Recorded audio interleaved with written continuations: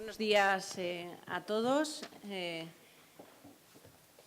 Sé que la sesión ha empezado a las 10 de la mañana. Espero que los efectos de la parte de ocio de ayer no nos hayan dejado muy trastornados para poder seguir lo que yo creo que va a ser una mesa redonda especialmente interesante de estas jornadas. Me siento muy afortunada por estar en una mesa que yo diría que es una mesa tan poderosa.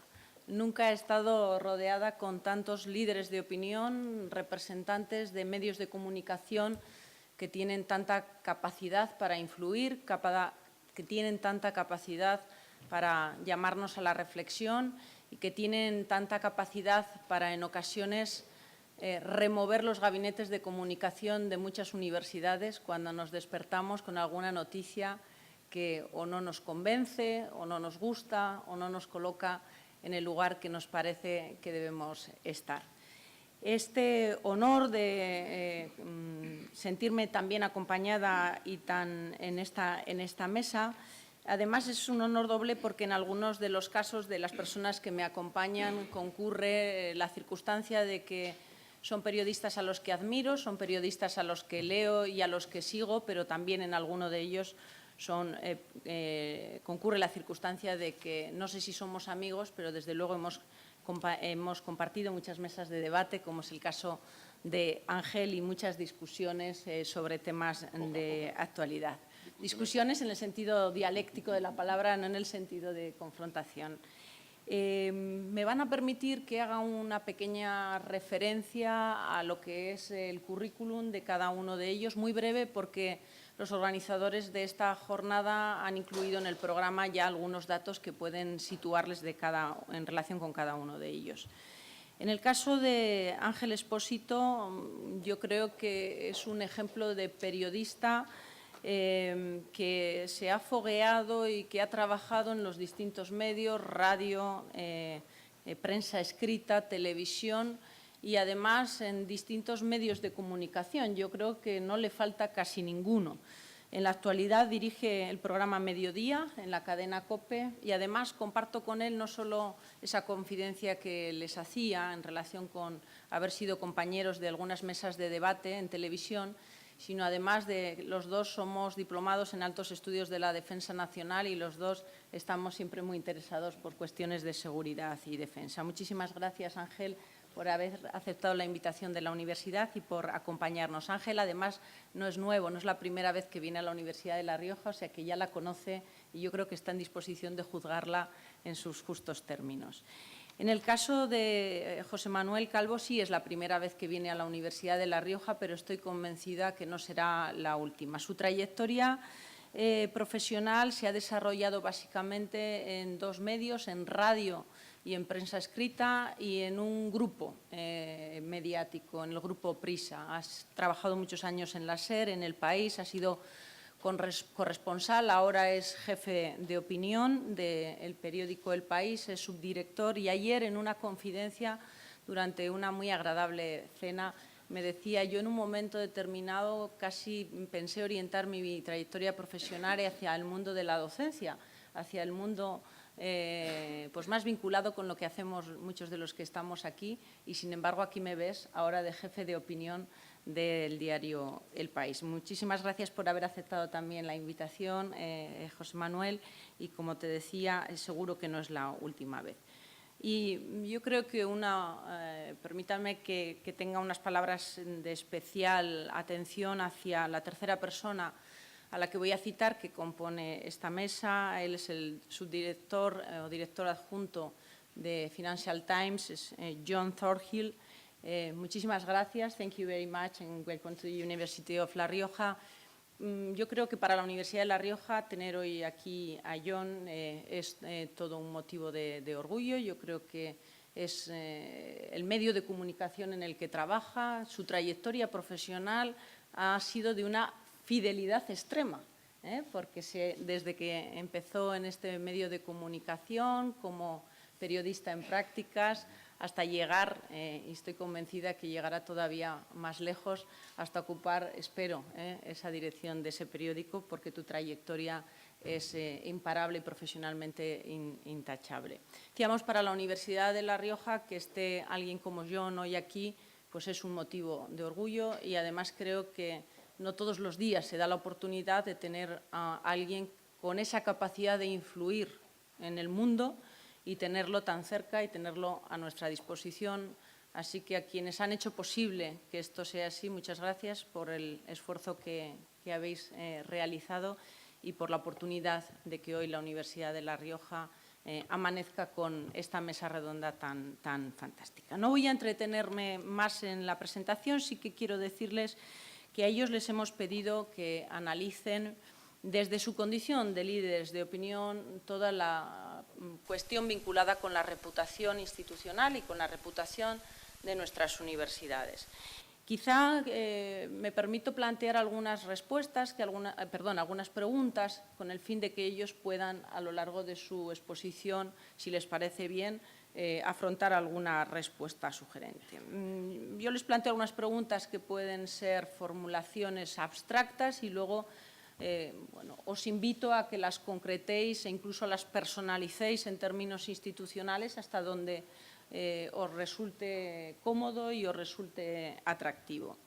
Yo creo que una cuestión que debe ser analizada por vosotros como líderes de opinión es esa que tiene que ver sobre los pilares que consideráis que son imprescindibles para asentar y para sustentar una buena reputación corporativa en las universidades.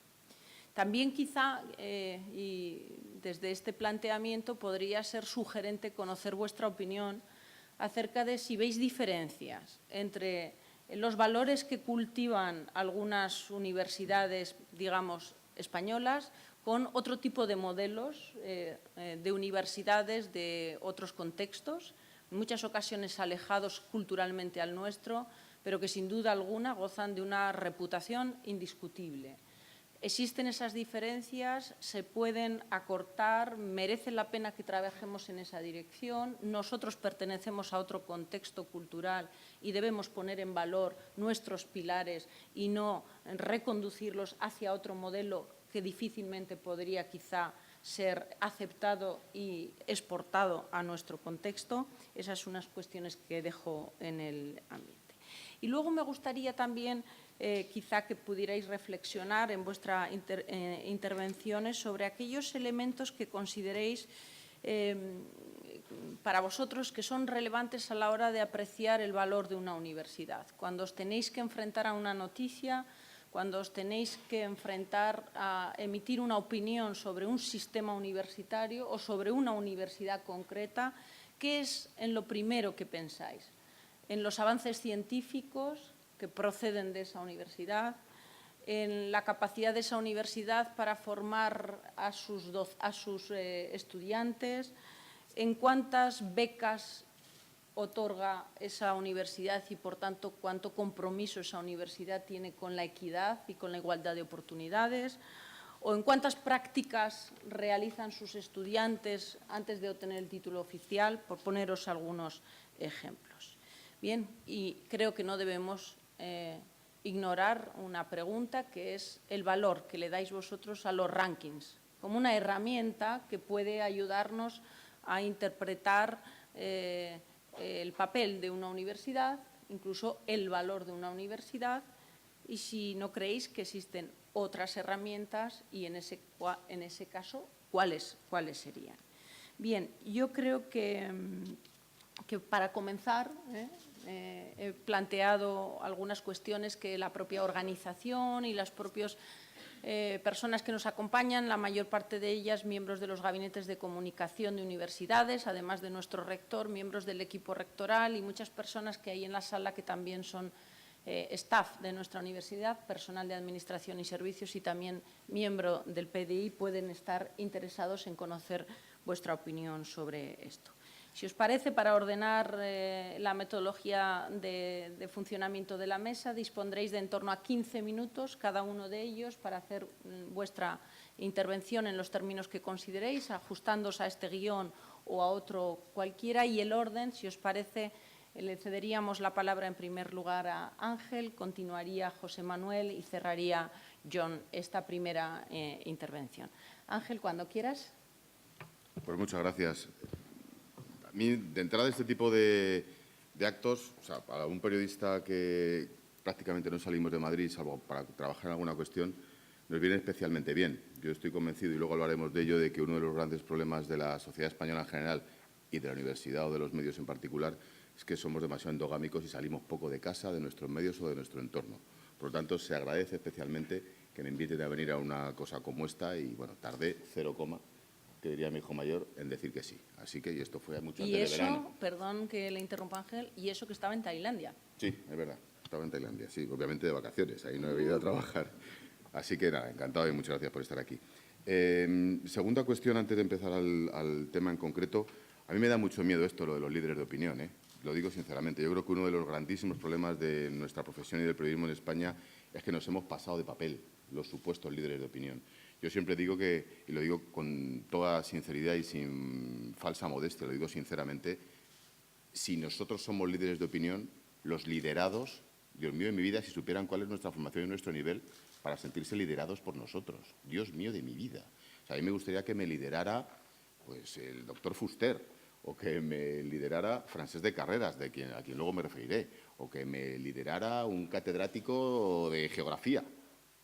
Pero, coño, que lidere un tío que hizo periodismo en la Complutense y que fue el primer año a la facultad, porque luego empecé a currar y apenas aparecí, y es verdad que estoy informado y que tienes cierta locuacidad y que puedes, y conoces a los personajes y que puedes opinar de los temas de actualidad, pero de ahí a ser líder de opinión, qué miedo me da a mí eso.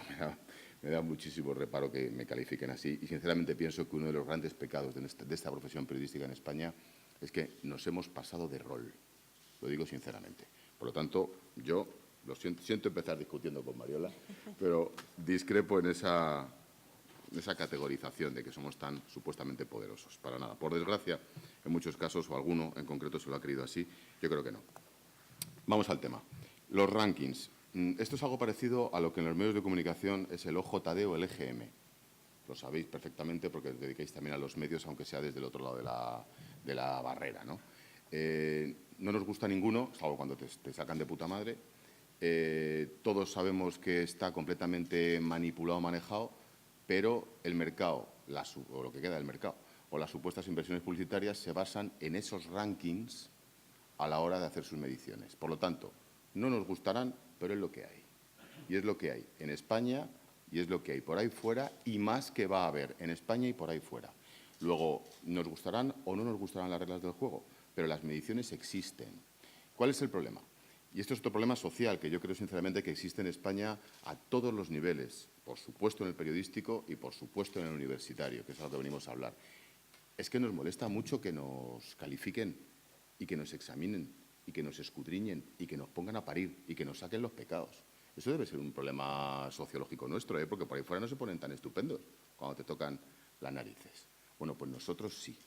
Digo nosotros porque en el caso de los periodistas seguramente más todavía. A mí que no me tosa nadie de mi empresa porque el que sabe hacer esto soy yo, que soy redactor jefe. Bueno, pues no pasa nada porque te examinen y siempre que te examinen desde fuera. Porque si te examinas tú, de entrada ya no eres objetivo. Por lo tanto, yo entiendo que los rankings hay que relativizarlo, te pueden marcar tendencias, te pueden ayudar a ver por dónde está el resto y dónde está la competencia, te puede dar mucha información de la competencia, que yo lo veo muy útil, pero ojo, partamos de una base, y es que no nos gusta nada que nos examinen. Y eso dicho en un centro universitario, pues es especialmente curioso, porque os dedicáis a eso. Pero yo creo que eso, sinceramente, es un problema. ¿Cuál es la consecuencia directa de ese miedo a que nos examinen? Pues que tenemos muchísimo miedo al cambio. Muchísimo miedo al cambio. En los medios de comunicación, por supuesto, pero la crisis, más que la crisis, el caos y la tormenta perfecta en la que estamos metidos nos están abocando o al cambio total o al cierre. Es así, y estamos en ese fregado. Pero en el tema universitario, lo que a buen seguro que están abocando a los centros es, luego me referiré a ello, o hacerse sostenible porque la crisis lo obliga, o a cambiar determinados sistemas internos casi políticos de promoción, de establecimiento, de estructuras, de mando, de poder, de cátedras, de organización, que para muchos han sido hasta castas, que es como se han organizado durante muchísimos años un montón de universidades en España. Bueno, pues ese es uno de los problemas seguramente a la hora de hablar de reputación. Bueno, pues todo eso en los rankings, aunque no lo llamen así, aparece. Estoy seguro que aparece. Vamos a ir por partes. A las preguntas que planteaba Mariola, que me las mandaron, y yo me voy a ceñir, quizás porque hicimos el curso de defensa y somos muy disciplinados, a las preguntas que me plantearon. La primera, valores de reputación. Yo les hago una pregunta, no solo universitarios, o sea, no solo nos centremos en el tema de la universidad, sino en el modelo educativo español, desde la más tierna infancia hasta, por supuesto, los másters o los cursos de posgrados universitarios. ¿Quién piensa que la educación en España, les pido, es una encuesta, les pido que levanten la mano o que si les apetece, ¿quién piensa que la educación en España, por supuesto en la universidad o en la FP, está orientada a la formación de profesionales?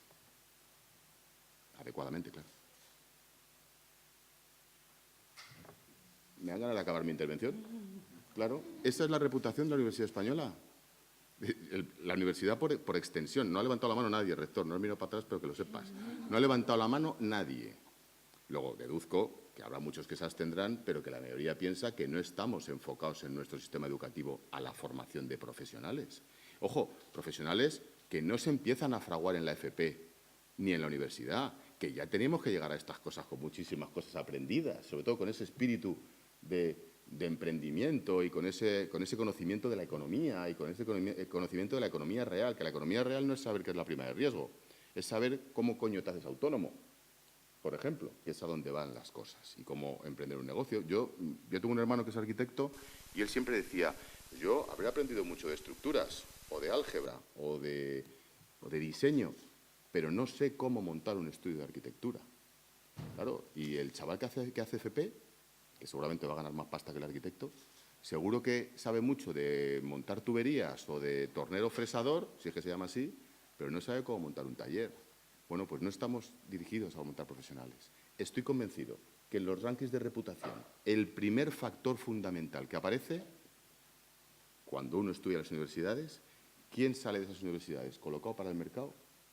Preparado para el mercado. ¿Y quién no sale preparado para el mercado? Estoy convencido que debería ser el primer valor. Y si uno compara las grandes universidades del mundo, ¿quién sale de ahí? Y las grandes o importantes universidades españolas, ¿quién sale de ahí? Estoy convencido que están muchísimo más enchufados hacia el ejercicio profesional los de unas y apenas lo estamos los que hemos salido de las otras. Por lo tanto, primer valor de reputación, la necesidad de pensar en la profesionalización, en el oficio, en el trabajo, en el mercado, en la empresa. Y para eso no solo la universidad, también es la FP, también es la ESO y seguramente, si sigo más atrás, también. Eso de la formación dual que se llama tanto, que se habla tanto ahora en la FP, debería ser formación dual, pero para todo. Pero para todo, no solo para la FP y para que los mecánicos o los que estudien mecánica hagan prácticas en la SEAT, en Martorell. Bueno, tenía que ser para todo, en todas las empresas y a todos los niveles. Las grandes universidades, más allá de sus sistemas de financiación, norteamericanas, británicas o alemanas, trabajan mano a mano con organismos o con agentes o con empresas o con entidades o con institutos fuera de la universidad. Casi la mitad del tiempo están fuera de la universidad. El resto es jugar a la endogamia y así nos ha ido, no hay más que ver los resultados. Otro valor que me parece importante, sigo en la primera cuestión. Estamos en una sociedad mediática y mediatizada, que os voy a contar. Pues abrir las puertas. No me refiero a los jefes de prensa, que seguramente que tienen un problema. Casi todos sois directores de comunicación o jefes de prensa, como os llaméis, de universidades. Estoy convencido que ellos tienen un doble trabajo, ¿a cuál más cabrón? Primero, tienen que torear con los medios de comunicación, que somos como somos. No voy a defender mi sector, que somos como somos. Hay buenos, hay malos, hay regulares, hay periodistas decentes y periodistas indecentes, como en todas partes. Y tenéis que pelear de puertas adentro para convencer a vuestros profesores que salgan. Que no es fácil tampoco, porque muchos sí tienen esa cultura y muchos están encantados de salir, pero otros muchos tienen un pavor horroroso a salir. Por lo tanto, tú tienes un catedrático estupendo que dices, oye, que ha salido tal avance. Estábamos hablando antes, el problema de la inmigración. O sea, a nosotros nos cuesta, Dios y ayuda, a nosotros como medio, encontrar expertos que te hablen de la demografía, de la geografía, del interés del Mediterráneo, del interés hacia otras fronteras del Pacífico, pues porque no existe cultura mediática en los profesionales, en los supuestos portavoces, que serían esos profesores, ¿no? Por lo tanto, tenéis que luchar, estáis en medio, con los cabrones de los periodistas, que solo van a lo que van, y con los vuestros que tampoco se dejan vender. Bueno, pues ese es vuestro trabajo, intentar convencer. Para subir en reputación hay que enfocarse a la profesionalización o a la formación profesional de la gente, de los alumnos, y dos, hay que venderse. Esto es lo de la mujer del César. Estamos en una sociedad así y hay que venderse. O lo pareces o desapareces. Diferencias. Yo considero una fundamental, y es que la universidad en España, y por extensión el resto de la educación, como con casi todo lo que pasa en la sociedad española, ha dependido tanto de la partitocracia y, por lo tanto, de los políticos, que ha calado como la lluvia fina en todas y cada una de las estructuras económicas, sociales, políticas, por supuesto, de la sociedad española. El hecho de que haya una universidad, ya no en cada comunidad autónoma, sino en cada provincia de cada comunidad autónoma, digo una, obviamente hay otras en las que hay 7 públicas, es un absoluto disparate. Es insostenible. Claro, ¿quién es el guapo que toma la decisión ahora de rectificar eso? Aquí hay 3 cosas que se han multiplicado por infinito. 1, las universidades. 2, los aeropuertos. Y 3, los palacios de congresos y exposiciones. ¿Es verdad? Claro, tú tienes un palacio de congresos y exposiciones, te has gastado una pasta y lo puedes tener ahí muerto de asco. Pues sí, pues es una putada. Tú tienes un aeropuerto que es ridículo, no es por nada, pero el de aquí lo es, y que me perdone el controlador, digo, porque es el único que debe trabajar ahí habitualmente, pero es ridículo. Es que aquí, en España, en esta parte de España hay aeropuerto, que se me ocurra, en La Rioja, Logroño, en Zaragoza, en Pamplona, en Vitoria y en Burgos. Y seguramente se me ha olvidado. Y León. Bueno, León está un poquito más para allá. Y San Sebastián también está al lado. Y Bilbao, que también está al lado. Bueno, de verdad, ¿alguien piensa que eso es sostenible? No es sostenible. Bueno, pues lo de las universidades tampoco es sostenible, pero como contribuyente, claro. Sí, pero que cierren la de al lado, porque si cierran la mía, el primero que se queda sin trabajo sois vosotros, ¿no? Bueno, pues sí, pero en realidad lo que hemos construido es un monstruo de sistema sencillamente insostenible. Pensemos como contribuyentes y como ciudadanos y veamos lo que pasa por ahí fuera. Por lo tanto, primera diferencia, que nos hemos pasado 20 pueblos. Eso trae consigo, esa monstruosidad del sistema, creo que trae consigo una falta de independencia muy importante. Y ahí sí que viene un punto de crítica por mi parte, en muchas de ellas.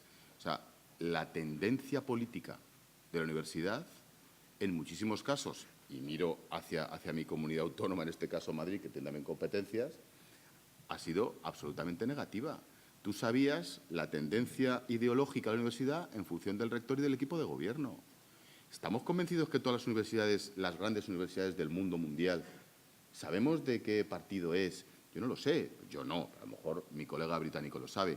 ¿De qué partido es el rector o el equipo de gobierno de Oxford, de Cambridge, de las universidades de Londres, de las universidades de Escocia? Aquí sí. Aquí sí. Bueno, volvemos a esa partitocracia que, como la lluvia fina, ha ido calando absolutamente todo. A mí me parece que hasta el exceso. ¿Qué valoro desde los medios? Tercera pregunta. Yo, como periodista, como director, en este caso, de un informativo al mediodía, ¿qué valoro desde los medios? En mi emisora de radio, en COPE, hay un servicio de control, una auditoría permanente absolutamente insufrible, algo parecido a lo de los rankings, pero en este caso suecos y americanos, que nos hacen una auditoría diaria de cada minuto de la emisión, francamente insoportable, pero vuelvo a lo de antes, es que nos jode mucho que nos examinen, que nos advierten que una obviedad, pero que los periodistas cometemos siempre el pecado. La gente está hasta las narices de los políticos, cosa que ya sabemos. Eso sí, vamos a votar, tenemos que votar, faltaría más. Pero está la gente hasta las narices de los políticos en los medios. Sin embargo, llega el lunes y lo primero que hacemos es, ¿con qué abrimos? ¿Con la rueda de prensa de Cospedal o con la de Óscar López? ¿Qué más me da lo que diga, como ciudadano, lo que diga en Cospedal o lo que diga Óscar López? A lo que voy es que lo que dice ese estudio estratégico es que la gente quiere expertos. La gente no quiere ni políticos ni tertulianos. La gente quiere expertos. ¿Y quiénes son los expertos? Coño, vuestro es el lado de la barrera. El otro lado, los profesores, los catedráticos, los que saben, los geógrafos, los abogados. Nosotros tenemos en COPE 2 o 3 tíos, casi fijos en un montón de programas. Uno de ellos es de la Universidad de Extremadura, que se llama Emilio Cortés, que es un penalista. Que es un penalista como otros muchos que seguro que hay en España, ni mejor ni peor. ¿Qué ocurre? Que el tío habla muy bien y se explica estupendamente y tiene acento extremeño. Da gusto meter gente de fuera de Madrid y que salga del politiqueo diario que tenemos en Madrid, que somos una banda de cotillas politizados completamente. Es así. Yo cuando quiero saber de constitucional no llamo a la Complutense, llamo a Francesc de Carreras, a la Universidad Autónoma de Barcelona. Bueno, pues eso, desde universidades como esta, los jefes de prensa correspondientes y los profesores correspondientes tenéis que abrir las ventanas y venderos absolutamente. Y estoy convencido que la inmensa mayoría de medios de comunicación que somos serios y decentes, más allá de posicionamientos ideológicos o editoriales, la inmensa mayoría está deseosa de tener expertos. Seguro, seguro. Por lo tanto, tenemos un problema y es que nosotros no nos abrimos lo suficiente a los expertos y vuestros expertos no quieren abrirse lo suficiente o no os dejan a vosotros, porque más que quisierais vosotros que sacar todos los días en los medios a vuestros catedráticos y profesores, ¿no? Bueno, pues ahí yo creo que tenemos un reto a adoptar entre todos. Hay un ejemplo muy interesante, ya voy terminando, que llevo 15 minutos. Hay un ejemplo muy interesante que es el Hospital Clínico de Madrid. No sé si conocéis cómo funciona, es un decir, lo de la sanidad madrileña últimamente, pero cómo trabaja la sanidad madrileña, sí, y en concreto en el Hospital Clínico de Madrid hay una clave. ¿Por qué cada vez que pasa algo llamamos al hospital, a la de prensa del Hospital Clínico de Madrid? Porque ha conseguido convencer a todos los médicos, no solo a los de pulmón y corazón que se decía antes, que es la mejor unidad de España seguramente, la de clínico, a todos los médicos de que son expertos. Entonces, operan al rey, te ponen a un especialista de cadera del clínico. Hay una enfermedad de alguien o un nuevo avance, premio Nobel en un tema vascular, te ponen al cirujano vascular del clínico, porque Isabel, que es la jefe de prensa, se mueve como nadie. Conclusión, la reputación también se gana así. Vuelvo a lo de antes. Hay que ser bueno y hay que venderse y parecerlo. Por lo tanto, yo esos ejemplos los veo clarísimos. Retos. 3 o 4 muy rápidos. 1. El reto de la universidad es hacerse sostenible.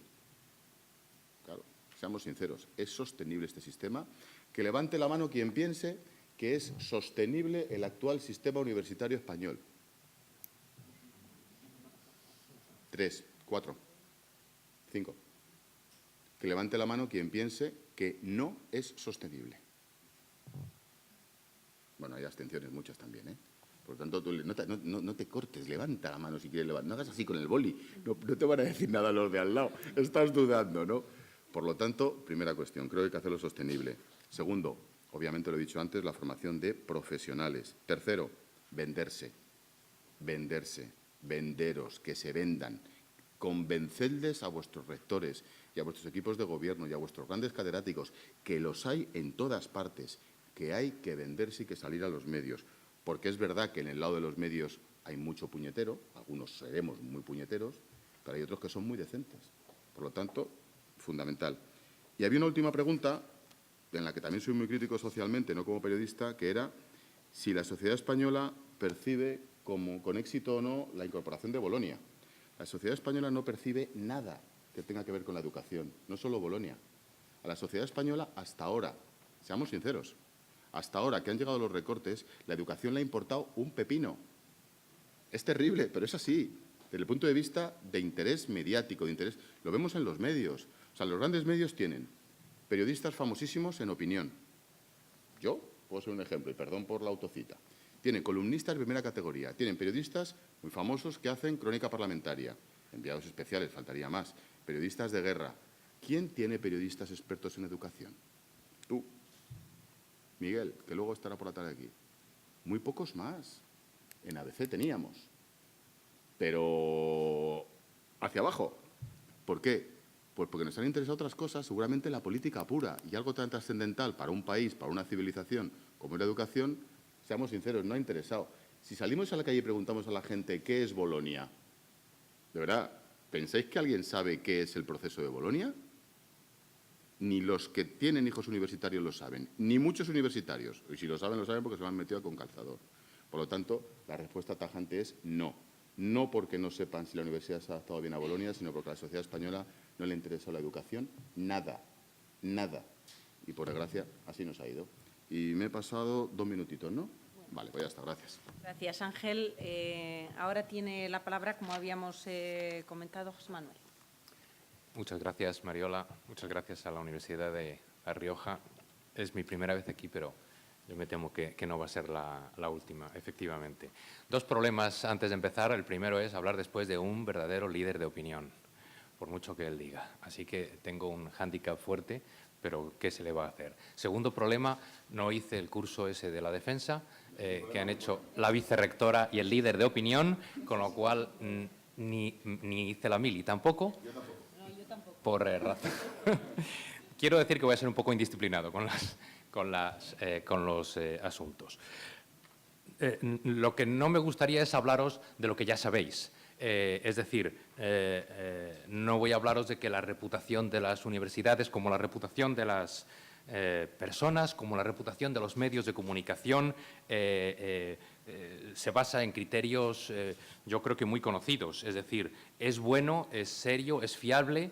¿Y qué? La universidad, el medio de comunicación, la persona, ¿lo es o no? Hay criterios, ¿en qué campos es? ¿Quién lo dice? ¿Cómo lo demuestra?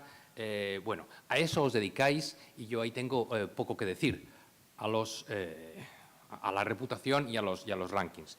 Tampoco voy a descubriros otras cosas que ya sabéis. La reputación, las de las universidades, las de los medios, se construye sobre la base de la confianza y es una construcción lenta y ya también lo sabéis, lo sabemos nosotros perfectamente. Se destruye a toda velocidad, se construye lento y se destruye rápido. Por lo tanto, es un material muy delicado. La calidad no es siempre fácil de medir o de medir con criterios homogéneos, pero yo creo que sí podemos entendernos en cuanto a qué es calidad en una universidad, sobre todo en las universidades científicas, en las técnicas, en aquellas en las que se investiga en diversos campos, qué es lo que se hace, qué es lo que uno hace mejor que otro, qué es lo que uno hace mejor que nadie, para qué sirve y qué pruebas hay de todo esto que estamos diciendo. En función de esas respuestas que tratan de medir la calidad, es como se puede construir más o menos confianza. Y como todo esto lo sabéis y lo tenéis que trabajar y los rectores exigen que pongáis en valor todas estas cosas, tampoco quisiera extenderme demasiado. En cuanto a las universidades que son líderes globales, a las universidades esas que están entre las 100 mejores, en ese ranking en el que aparentemente no hay universidades españolas. ¿Cómo se compara con las españolas? Yo no estoy muy seguro. He estudiado en un par de universidades públicas en Madrid.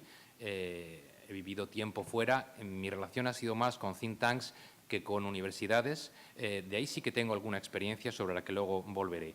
Creo que las diferencias básicas, generales, entre unas y otras universidades es, bueno, por ejemplo, cómo se organiza el sistema de acceso, cómo se entra en esa universidad, cómo es difícil entrar en las buenas universidades, en las de mayor reputación, y qué es lo que sale de esas universidades.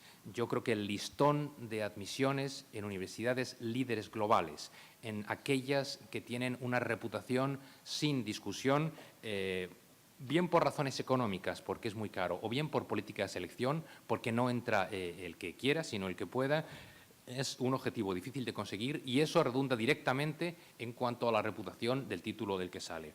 Hay en esas universidades, y yo no veo que haya tanto eso en las universidades españolas, una presión espectacular, una presión exagerada sobre alumnos y sobre profesores. Hay incentivos para la competencia y hay resultados.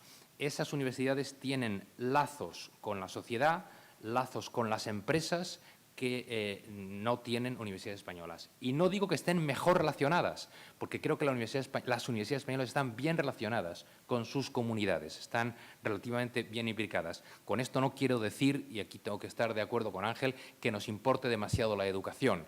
Nos importa como declaración teórica y nos importa para ponernos graves y decir que el reto del país es planes a largo plazo que superen ciclos electorales y que la educación es un valor estratégico. Pero creo que es cierto que, desde luego, por parte de la sociedad y por parte de los medios, la importancia ha sido más bien escasa.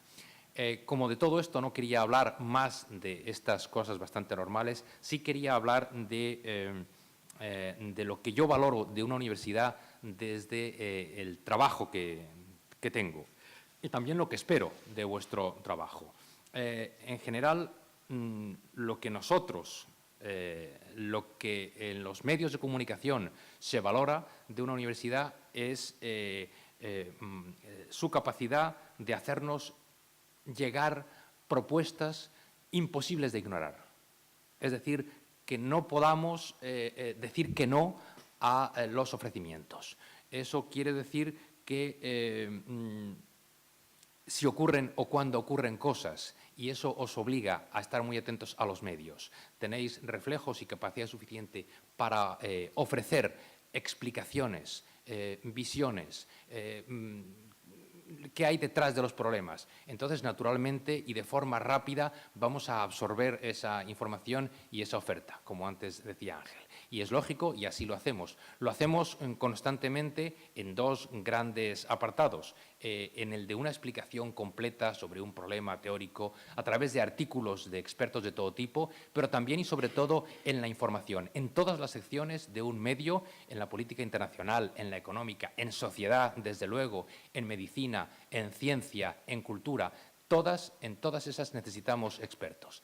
Los necesitamos, esto es importante, cada vez más rápido y cada vez mejor, porque necesitamos el experto que explique qué ha pasado en la curva y en el sistema de frenado cuando un tren descarrila en Santiago, y necesitamos que los expertos nos ayuden a distinguir cuándo podemos hablar y cuándo no podemos hablar de determinado avance sobre el cáncer, porque en tantas ocasiones hemos contribuido a crear falsas expectativas por no filtrar las noticias, por no contar con la ayuda de expertos, que estamos ya realmente muy prevenidos sobre esto. Por lo tanto, necesitamos expertos jurídicos que nos expliquen casos malayas y que nos expliquen procesos y que nos expliquen corrupciones. Nosotros solos no podemos y no debemos. Y todo esto ahora mucho más que antes, en los tiempos que tenemos, en el tipo de medios que tenemos. Estoy hablando de un periódico, pero es igual, se puede hablar de una radio y de una televisión. No tenemos los tiempos que antes teníamos.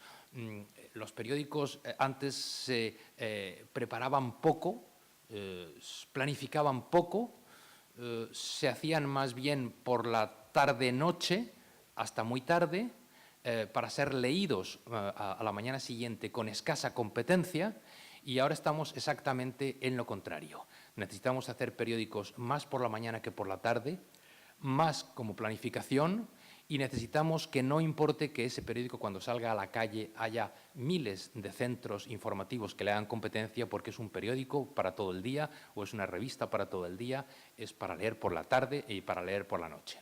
Por lo tanto, tenemos eso en cuanto al producto que hacemos, pero tenemos también todos los periódicos y todas las radios y todas las televisiones webs.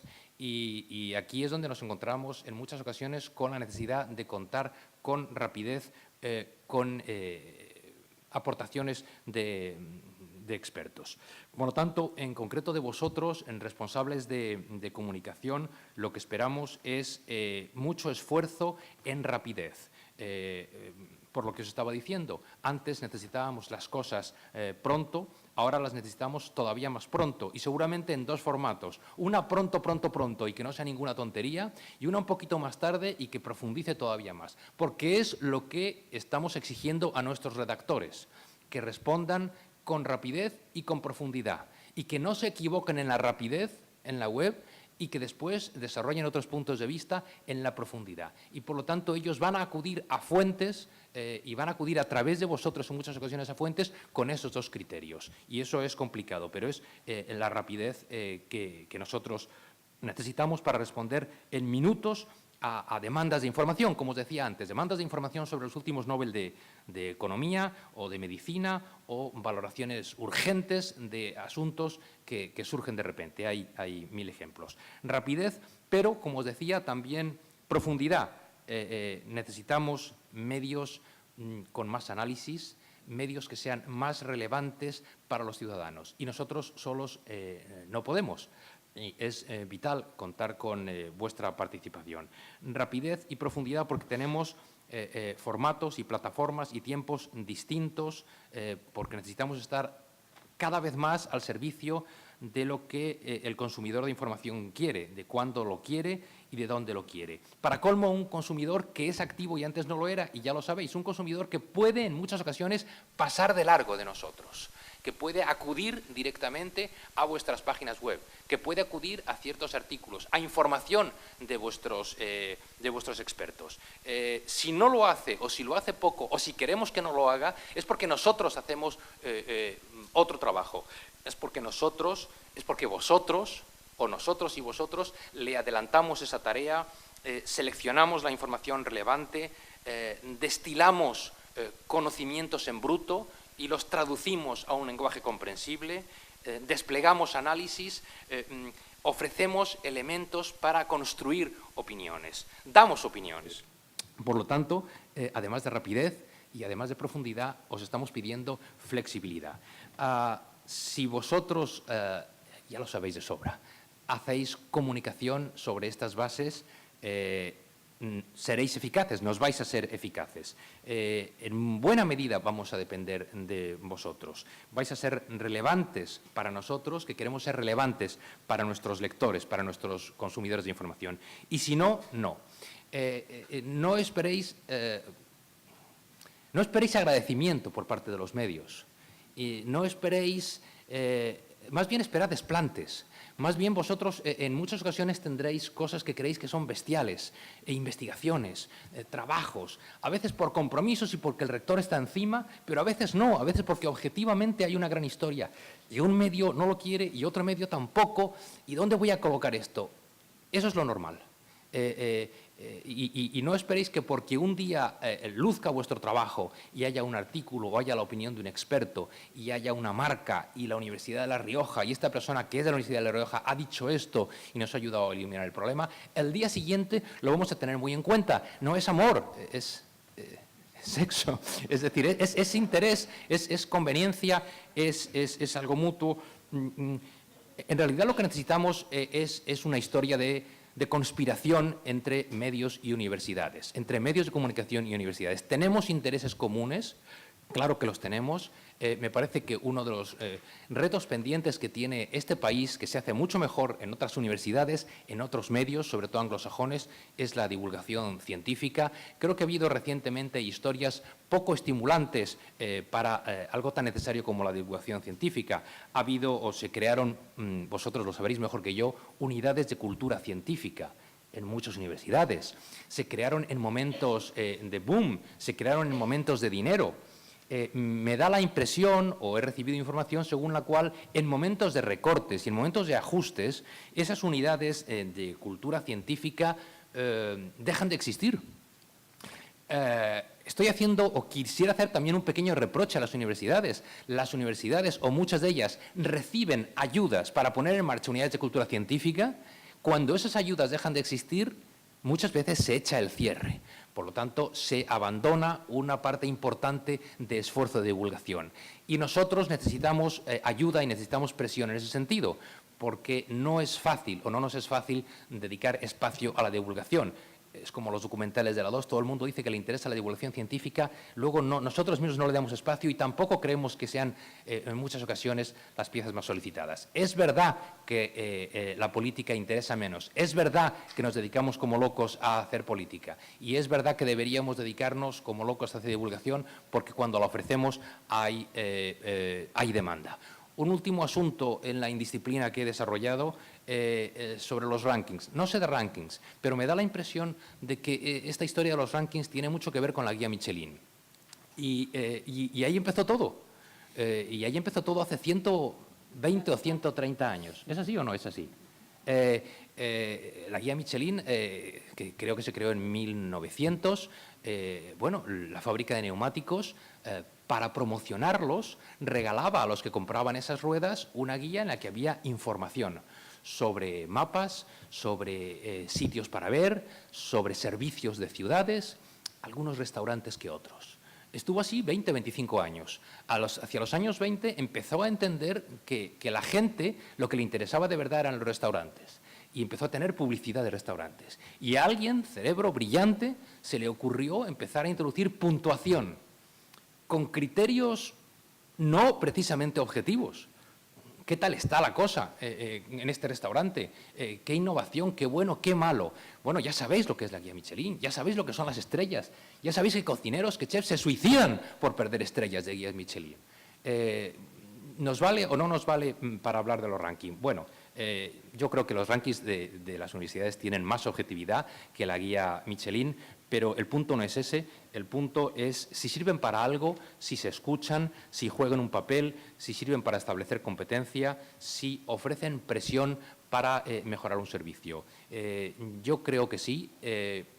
Nosotros no tenemos en cuenta los rankings, pero no directamente. Lo que tenemos en cuenta más, para terminar ya, es, Ángel se refería antes a esto, la disponibilidad, la rapidez, la fiabilidad. Y nosotros seleccionamos expertos, nos encontramos mejor con unos que con otros, pero necesitamos también descubrir nuevos expertos. Necesitamos que seáis pesados, que no os desalentéis, que llaméis con frecuencia a las puertas de los medios, que conspiremos juntos, porque es una historia claramente de mutua conveniencia, la alianza entre medios de comunicación y gabinetes de comunicación de universidades. Gracias. Gracias. Los matrimonios que más duran no suelen ser los que se apoyan en el amor, ni siquiera en el sexo, sino los de la mutua conveniencia. Entonces, yo creo que puede ser una buena oferta la que nos propone José Manuel. Y ahora tiene la palabra John.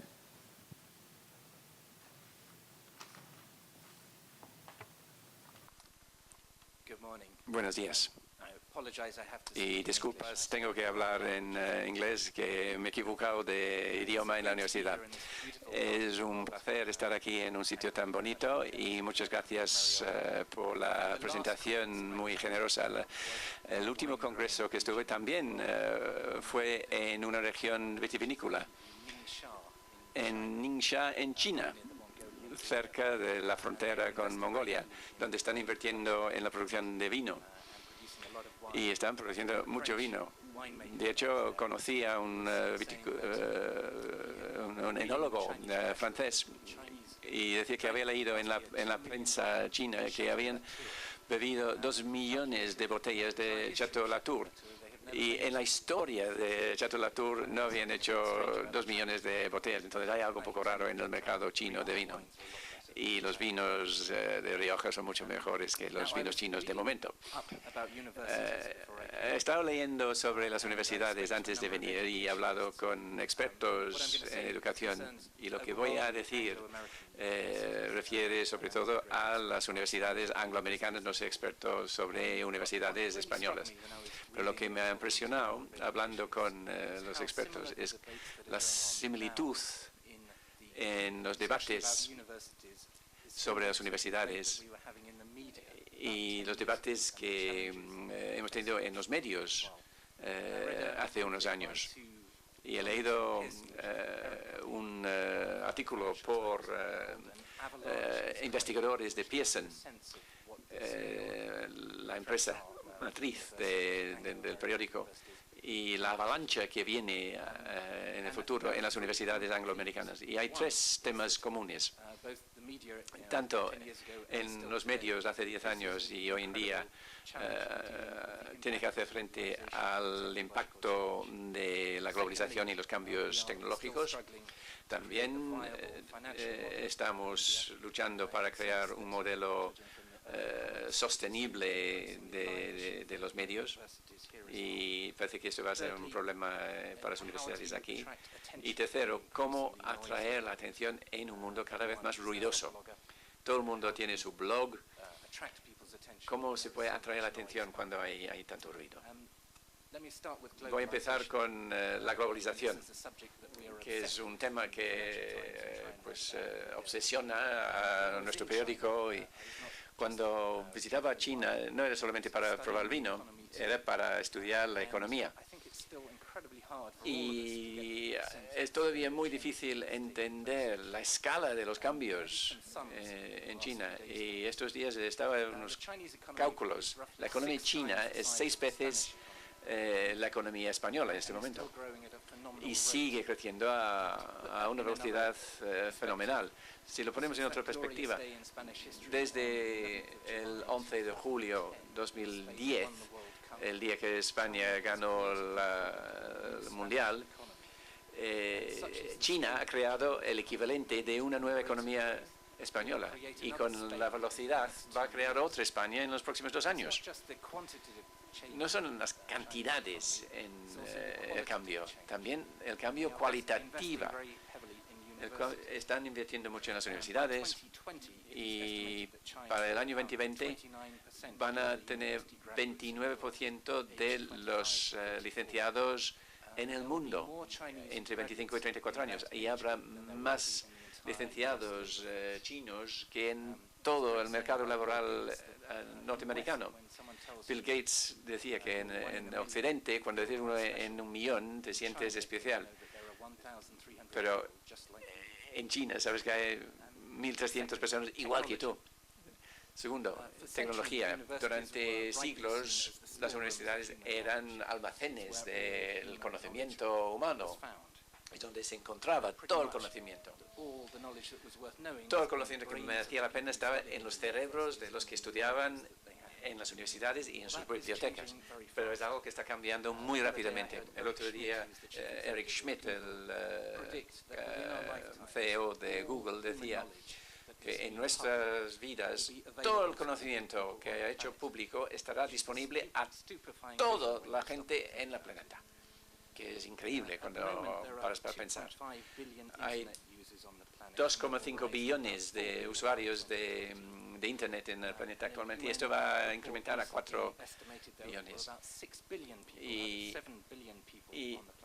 6 billones de los 7 billones de la población mundial tienen acceso a móviles, que es más que la población de gente que tiene acceso a unos servicios, un lavabo. ¿Qué significa? Pues Larry Summers, el ex presidente de Harvard, dice justo cuando vemos la transformación de medios como medio y financiación, la banca, estas mismas fuerzas van a convertir la educación y que las tormentas del cambio amenazan a las universidades que parecen que eran inmovibles.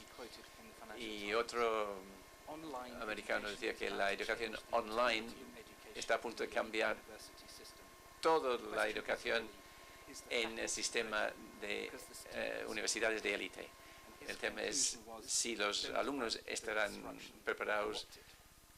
Y dicen, no hay que luchar contra los cambios, hay que cooptarlo. 5 puntos ahora. Que la oportunidad, las oportunidades han globalizado. Antes el Financial Times solamente competía con otros periódicos británicos.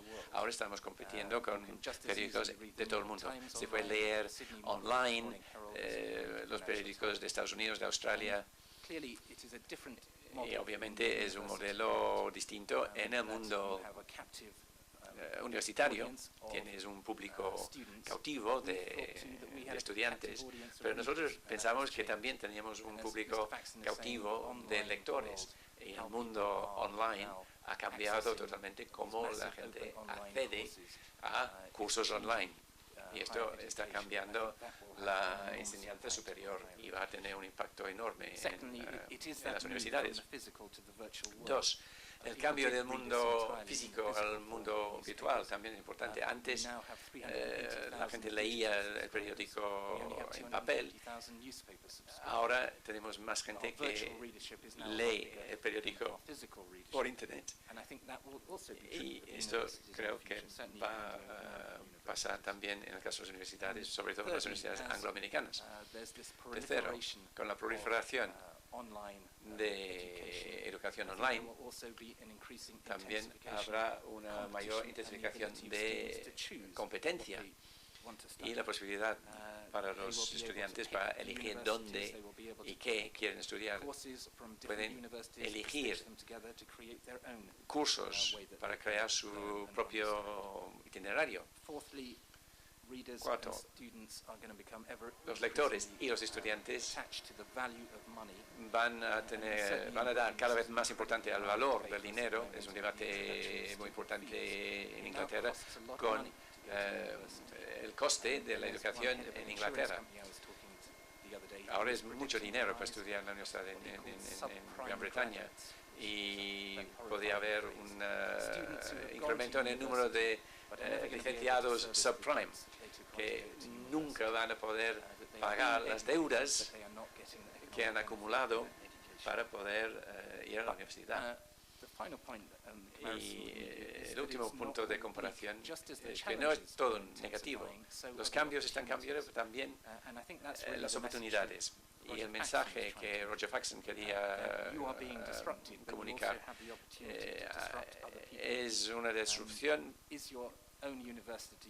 Si la universidad está desarrollando cursos online, se puede formar, a educar a los estudiantes durante todas sus vidas. Si los cursos están mejor enfocados en las necesidades del mundo laboral. Para tratar algunos de los puntos que hemos comentado aquí en la mesa, los valores de las universidades. Yo creo que hay varios desde mi perspectiva.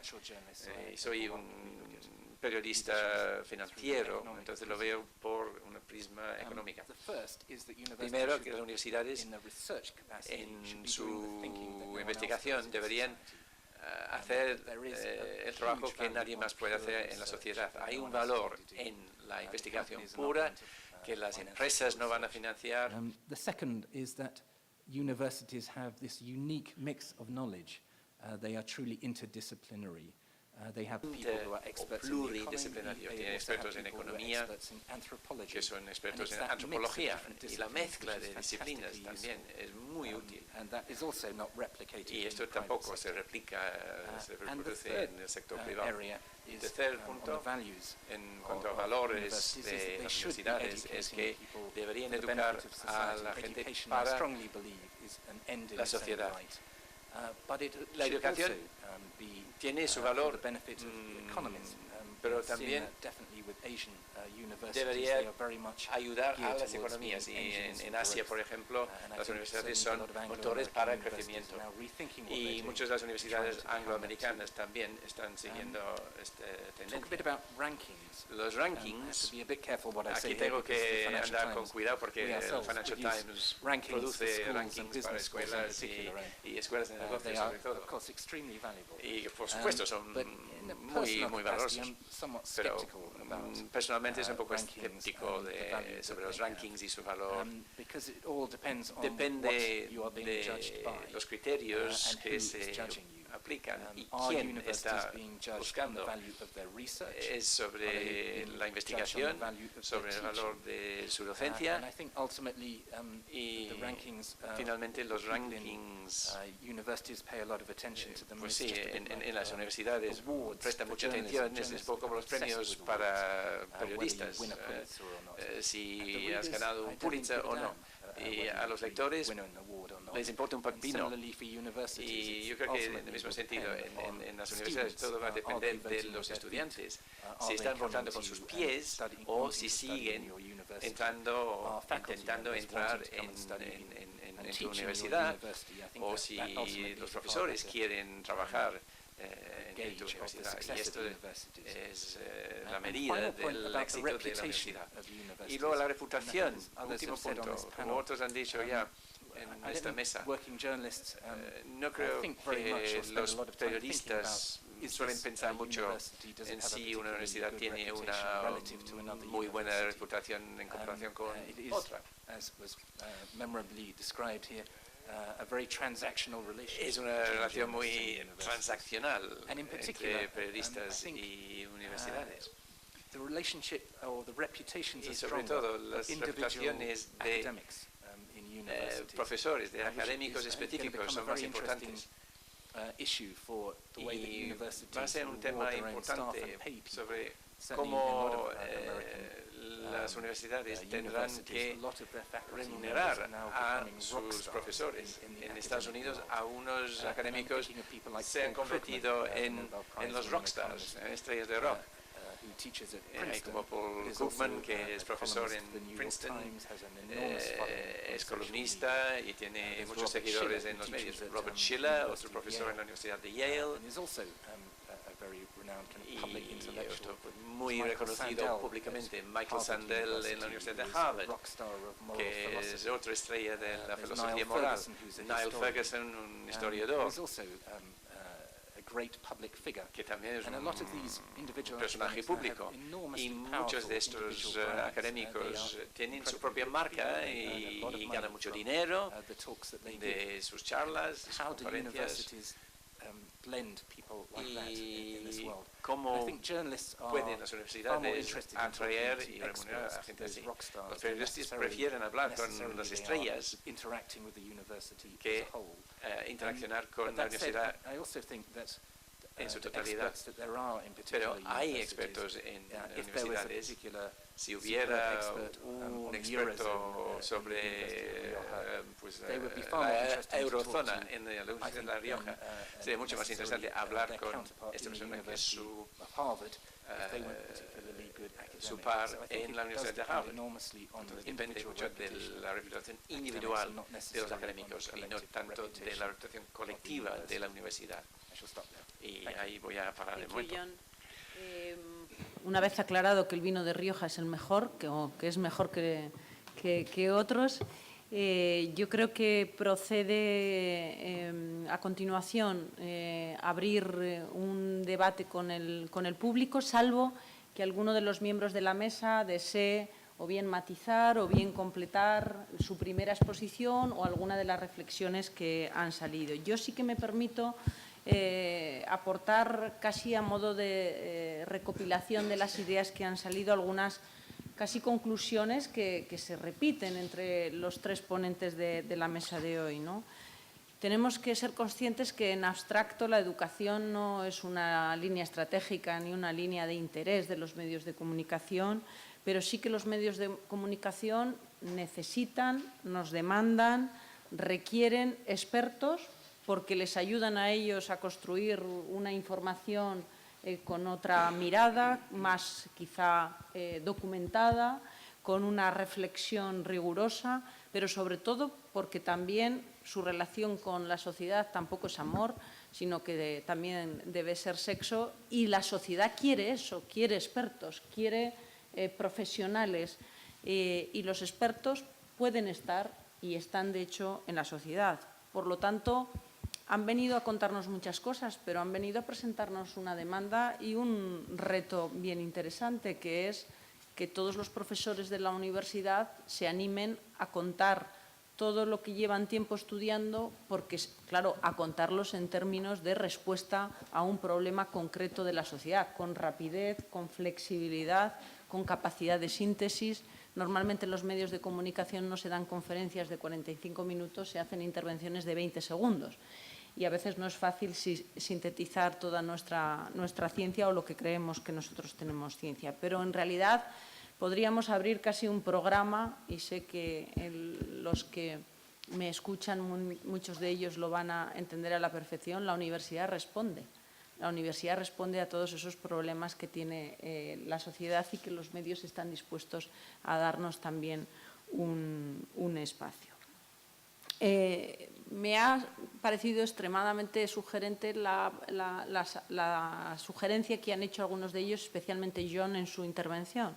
La reputación institucional a veces está vinculada con la reputación individual, con esa capacidad que tienen algunos profesores de intervenir en el debate público y de hacerlo de una manera solvente y posicionando a su universidad en el mundo, ¿no? Y creo que eso es una responsabilidad que tenemos que asumir asumir todos los que formamos parte de este colectivo. Con estos elementos, si os parece, una ronda rápida y si no, cedemos la palabra al público. Yo me he Adelante, apuntado, Ángel. de lo que han dicho mis colegas de mesa, 5 cositas que sí quería, no es por orden, pero sí quería entrar un poco al rebote. En primero, yo estoy de acuerdo con casi todo lo que han dicho los dos, en un 80%, pero, por ejemplo, John, cuando ha hablado de China, dice, hay 1.300 millones de personas iguales. No. O sea, por otros motivos que no vienen al caso, conozco China relativamente bien. De los 1.300 millones de personas, hay unos más iguales que otros. Quiero decir, son iguales por la parte alta aproximadamente 500 millones, que son un mogollón de millones, faltaría más, pero los otros 800 son unos muertos de hambre peor que los del Congo, solo que son chinos. O sea, lo del milagro chino está muy bien, pero cuando lo conoces por dentro te das cuenta de que es inexorable, es a futuro, es acojonante, es una auténtica revolución económica y mundial, faltaría más, no voy a negar la evidencia, pero está muy bien en este lado de China. De aquí para allá, y según bajas o subes, la miseria, el machaque y el aplastamiento de la mayor dictadura que jamás ha conocido la humanidad es brutal. Nunca, jamás, en la historia del mundo, un poder, en este caso un partido, ha tenido bajo su bota militar a 1.300 millones de personas. Eso sí, es un milagro económico. Luego, dentro de la igualdad, unos más iguales que otros. El tema de los medios, totalmente de acuerdo en esa revolución, no sé muy bien hacia dónde, pero también inexorable. Pero con un matiz. El otro día estaba yo, hace 3 días, en una universidad en Madrid, en la Rey Juan Carlos. Había 400 chavales oyéndonos. Éramos una colega de Televisión Española, la presidenta de la Carmen del Riego de La Vanguardia, presidenta de la Prensa de Madrid, y yo. Y parecido a lo de aquí, a mí me gusta mucho hacer encuestas porque así sabes en qué medida coincides con lo que estás diciendo o estás diciendo una gilipollez. Y pregunté a los chavales y dije, ¿cuántos ven medios de comunicación? Todos. ¿Cuántos ven por Internet? Todos. ¿Cuántos ven periódicos? La mitad. Está bien, ¿eh? O sea, yo es que estoy convencido de que van a existir todos los modelos, pero bueno, ya veremos cómo, etcétera, etcétera. Y dije, ¿cuántos estáis dispuestos a pagar por la información? Uno. Y había casi 400 tíos. Y dije, ¿y eran estudiantes de comunicación o publicidad o marketing o tal? Y dije, pues lo lleváis muy jodido. ¿Quién os va a pagar el sueldo? Cuidado con la revolución, que en vez de la revolución me parece que no es una revolución sino un acantilado. Pero bueno, ya veremos cómo acaba esto. En el tema de los expertos y en el tema, se me ha olvidado decirlo, tenía apuntado y tiene toda la razón John, cuando habla de la personalización de ese prestigio. Y es verdad que muchos se lo llevan a su propio interés personal, pero en este caso es bueno para los dos. Se le ha olvidado decir uno que a mí me parece, junto con Krugman, el colmo de esa personalización del interés, que es Nouriel Roubini. O sea, Roubini es el máximo ejemplo mundial que yo conozco de cómo un tío se ha hecho una supermarca porque una vez acertó, ojo, acertó y acertó muy bien, por desgracia, con lo de la crisis. Pero bueno, pero eso es muy bueno para su universidad, porque allí donde va, por el Nouriel Roubini está la universidad. Por lo tanto, está genial. Y una última cuestión, y ya termino ahondando a un rebote tuyo. Empecé discutiendo y termino también discrepando contigo. Dice, las universidades respondemos, sí, pero tarde. Los tiempos, perdóname, y Calvo lo ha dicho antes, los tiempos son fundamentales. Y ya cuando uno pide un experto, de verdad, y esa es una necesidad de los medios, lo siento, pero los medios es que ya no cerramos a las 8, 9 o 10 de la noche, es que cerramos hace 10 minutos. Por lo tanto, si está ahí una noticia ahora, yo necesito ahora mismo las 11:22. Yo, en mi experiencia diaria, necesito un corte para el boleto de las 12. Entonces, entre que vosotros buscáis al catedrático, que seguro que está en clase, si no es para las 12, pues será para las 2, y le convencéis de que se me ponga 2 minutos, si no quiero más que 2 minutos, una frase. Pero ese corte es muy importante, porque luego sale en la web, luego sale una fotito, luego lo vendo en la fotito, con la flechita para arriba, y se hace un multimedia con una sola declaración. ¿Respondéis? Unos más que otros. ¿Tarde para nuestra necesidad? Sí. Muy breve, a propósito del concepto que introdujo John sobre el ruido, y creo que eso es importantísimo para el trabajo que tenemos que hacer nosotros y vosotros. Y la ayuda que pedimos, o lo que esperamos de vosotros, es que precisamente nos ayudéis a discriminar en ese ruido. Nosotros tenemos problemas, varios, muchos. Uno de ellos es que no estemos solos, es que estamos demasiado acompañados. No estamos en el centro, no tenemos el monopolio de la información, ha saltado en pedazos, se ha democratizado, el acceso es múltiple. Vosotros también. No sois los únicos que estáis en contacto con expertos. Esos expertos, cuando son estrellas del rock, se lo montan por su cuenta. Y cuando no, a veces también. Por lo tanto, ya no es solo la rapidez y la flexibilidad y la insistencia, es la iniciativa. Es la iniciativa en acudir a toda velocidad para ayudarnos a discriminar en ese ruido que existe. Recibimos miles y miles de informaciones todos los días sobre muchas cosas. Y por lo tanto, si perdéis ese ritmo, estáis perdiendo la ventana de oportunidad. Y si esperáis al día siguiente, igual. Y si os pedimos algún dato sobre Elisa, que es nuestra especialista en educación, creo que os contará esta tarde sus aventuras para informar de educación. Y ella acaba de hacer un reportaje sobre becas, alumnos, gente que la pierde, gente que no. Y yo creo que sufrió bastante haciéndolo. ¿Por qué sufrió? Esperando datos que no llegaban en un trabajo muy complicado, universidad por universidad. Porque es difícil, claro que es difícil, buscarlos. O porque la transparencia es relativa alguna vez, o por lo que sea. De forma que en la medida en que nos ayudéis a despejar el ruido, a discriminar sobre todas las informaciones que llegan y que reaccionéis con rapidez a las necesidades, en esa medida vais a ser imprescindibles como fuentes de información. A la universidad, a vuestras universidades le irá mejor, a nosotros desde luego nos irá mejor, yo creo que también al que consume la información le irá mejor. Tres puntos. No quiero abrir un debate sobre el futuro de China y, como Ángel dice, multiplicando 1,3 billones, pero dividiendo este número por 1,3 billones llega a un número muy bajo. Entonces, tienes razón sobre el nivel de vida medio, pero sí que han hecho un trabajo increíble para quitar de la pobreza millones de personas, en contraste con India, que se puede considerar como un país más democrático. No he hecho tanto, pero eso lo voy a dejar. También lo que Ángel ha dicho me ha impresionado sobre la falta de respuesta cuando ha preguntado si las universidades españolas están preparando a la gente para la vida laboral. Mi experiencia de las universidades angloamericanas, esto va a ser el tema que los universitarios van a tener que afrontar. Por supuesto, las universidades son importantes para los conocimientos, pero van a tener un rol económico cada vez más importante en nuestras sociedades. Y toda la investigación sobre el crecimiento económico apunta que las universidades van a estar en el centro y que va a haber agrupaciones de capital alrededor de las universidades. Por supuesto, en Silicon Valley, aquí, por ejemplo, en esta universidad hay un departamento de viticultura que ayuda a desarrollar la economía regional. Entonces, esto va a ser un tema muy importante en el futuro.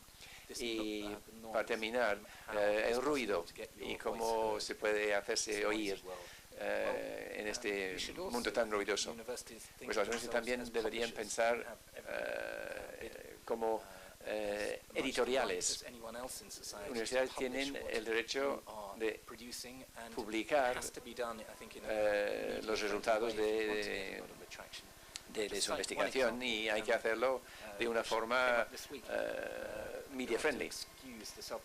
Y esto es un poco la promoción, porque yo fui a la Universidad de Oxford y esto es de un equipo de la Universidad de Oxford que tiene un centro para el estudio de la globalización. Y han publicado un informe lleno de estadísticas y datos y el propósito era pues para hacerlo muy fácil de entender para los medios y tienen pues unas anécdotas muy impactantes y es una forma muy interesante para atraer atención en este mundo ruidoso. Y el hecho de que nuestro editor estaba en el comité detrás del informe, pues quizás tenía alguna influencia, pero se puede conseguir publicidad. Gracias, John.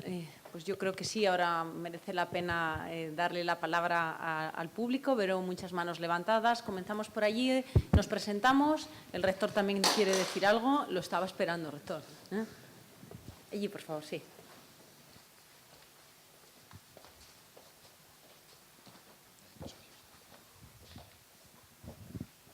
Hola, gracias. Soy Pedro Huarte, de la Universidad del País Vasco.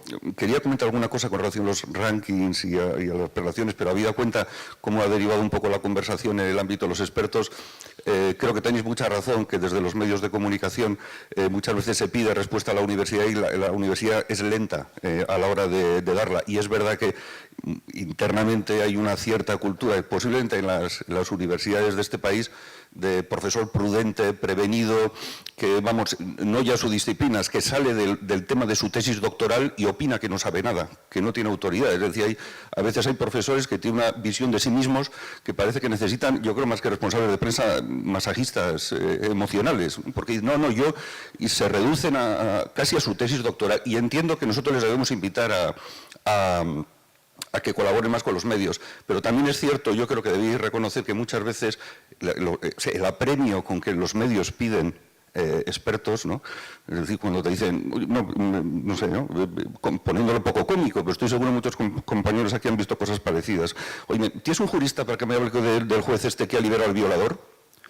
¿Tienes un jurista para que comente la sentencia esta de la minifalda?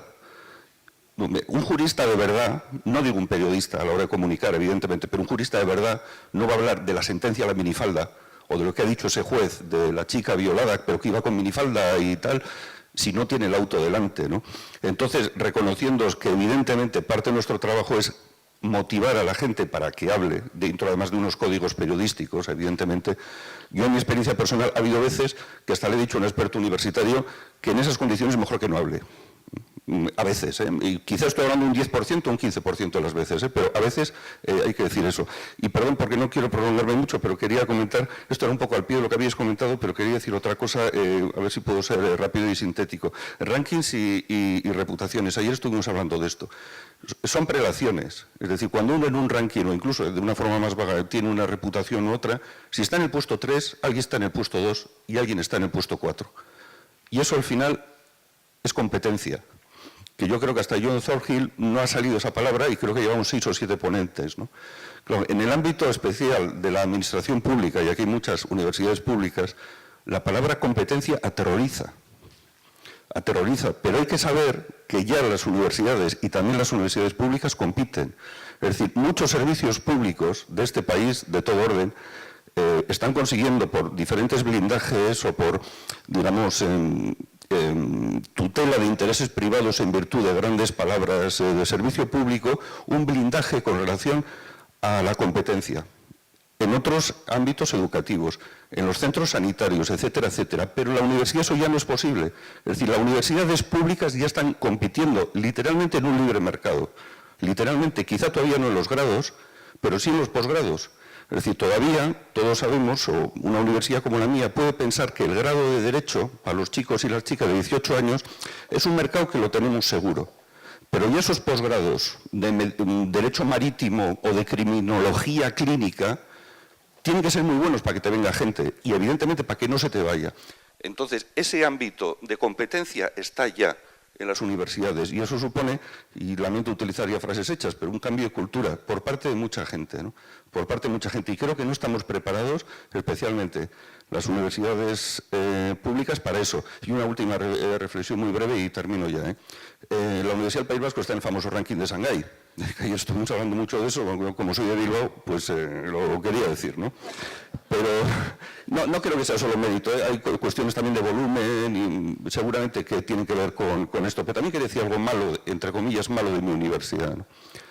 En estos mismos momentos, y que quizá eso es algo bueno para nuestra reputación, pues estamos padeciendo con relación a un departamento concreto una serie de informaciones, con relación a profesores que quizá no han estado cobrando 4.500 euros al año sin sin haber dado esas clases, etcétera, ¿no? No le quiero quitar valor, importancia a esas cosas, pero creo que esas cosas se ventilan en primer lugar ante las autoridades universitarias a donde se tiene que ir.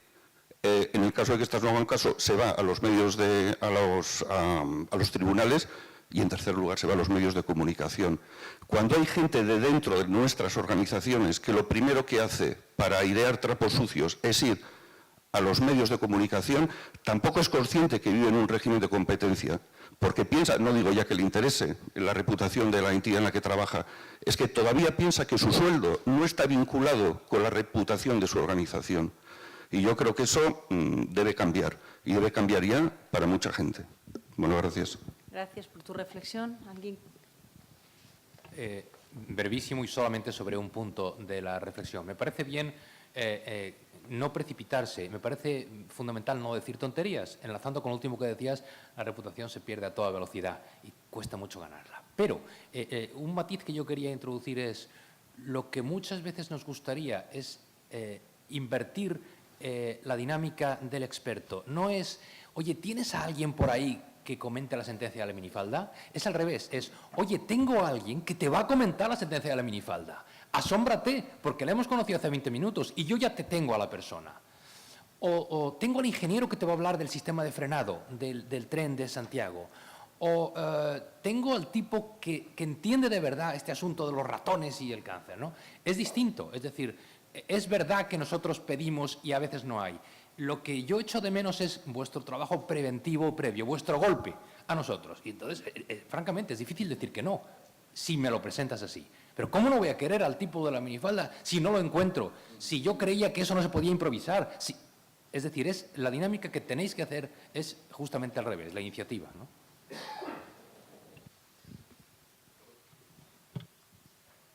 Muy brevemente. Yo estoy de acuerdo en que en muchas ocasiones buscamos estupideces. Digo, buscamos los medios en general, ¿eh?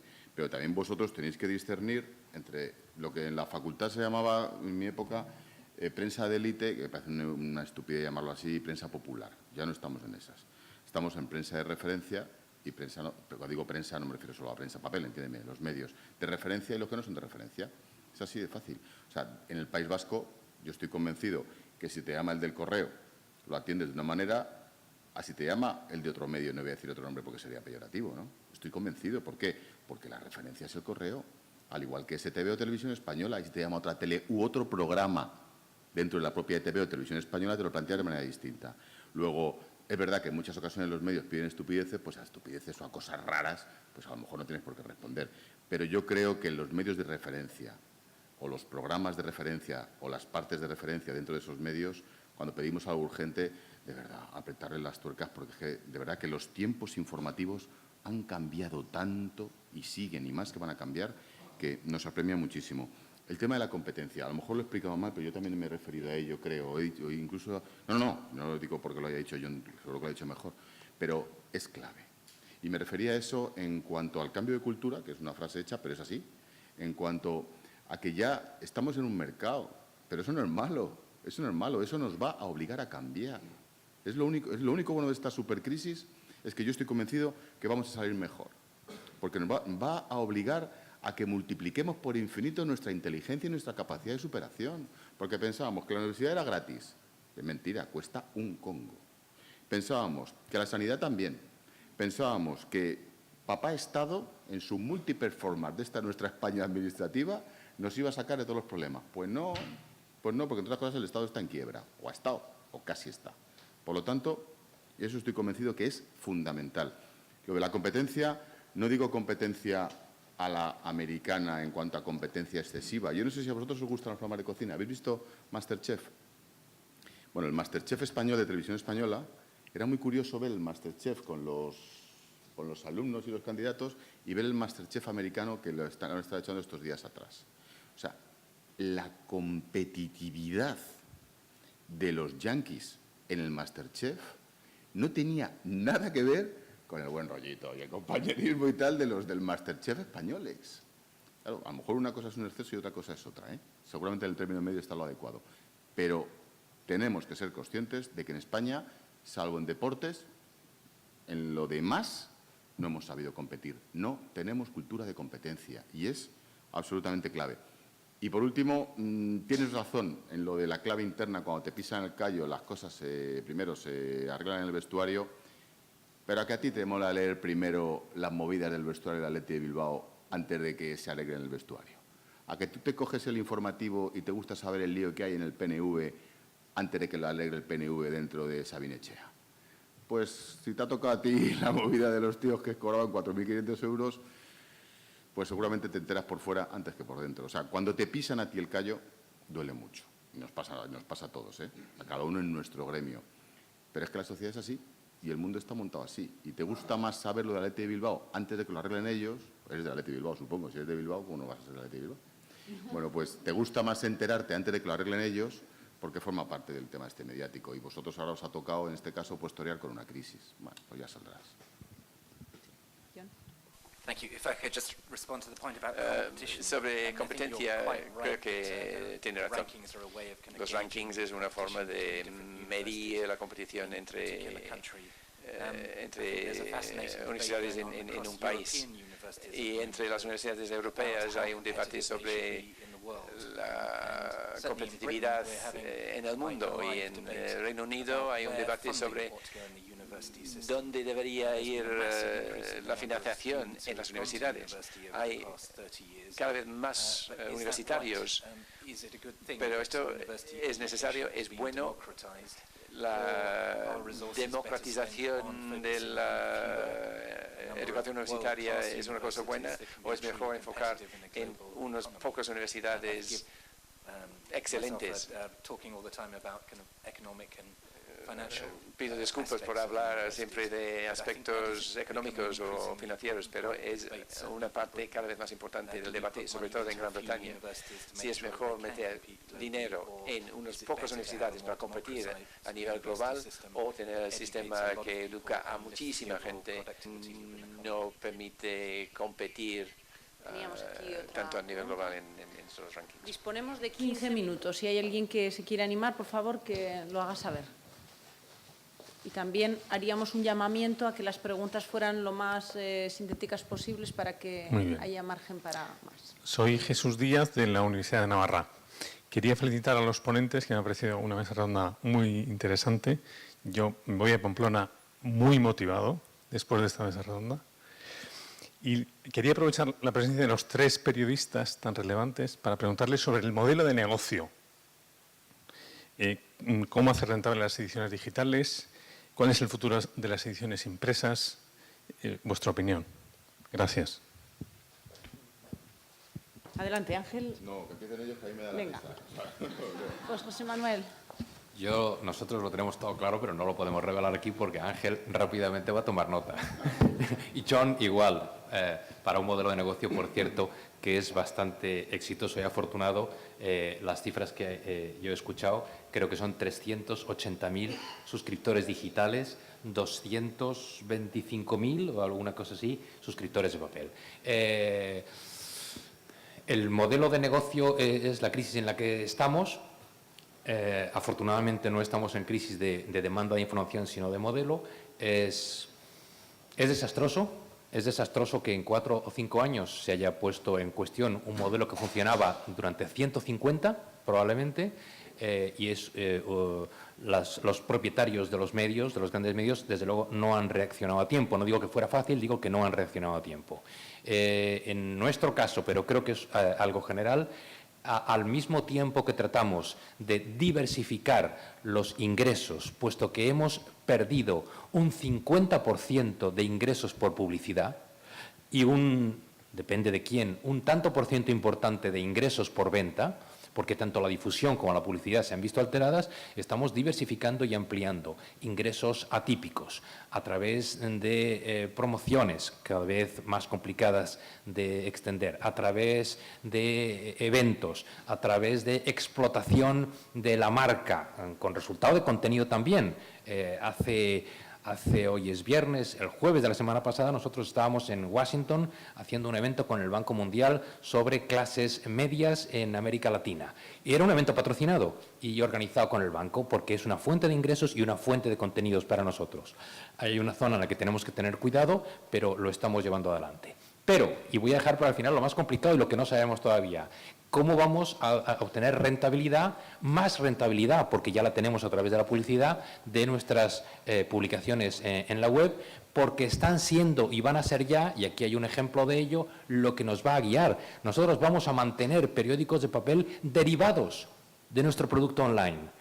No como hasta ahora, que hacemos productos online derivados de nuestros productos de papel. Invertir eso en cuanto al trabajo, a la dedicación, a los horarios, a la organización, al oficio, a la raíz del oficio, es el lío espectacular en el que estamos metidos. Creo que estamos todos estudiando los ejemplos de los periódicos que con más o menos acierto lo están haciendo y estamos todos estudiando cómo sortear la respuesta escalofriante que Ángel hizo a ese grupo de 400, en los que solo uno, desgraciado, estaba dispuesto a pagar y 399 no.